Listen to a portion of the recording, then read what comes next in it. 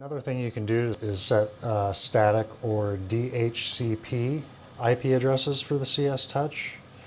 So first thing you're going to want to do is make sure that your amplifiers are on the latest firmware version. So make sure they're on version 4040 or higher. One other way you can do that, once you're on 4040, you can go to this update firmware section, and you'll notice we have the CS Touch firmware update.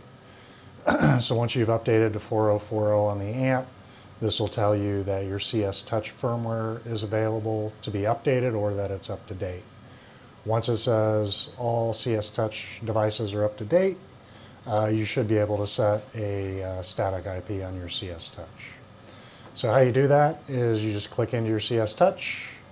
Next to the name up here, you will click on that and click on controller settings.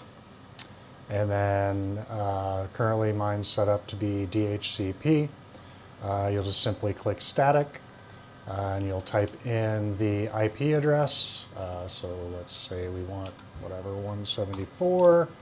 And then you also need to make sure you set your subnet mask using the CIDR format. So if you aren't familiar with CIDR formatting, just simply Google that and it'll give you exactly what you need to put in there. So go ahead and click that. Once I click save, it'll go ahead and assign a static IP for my CS Touch.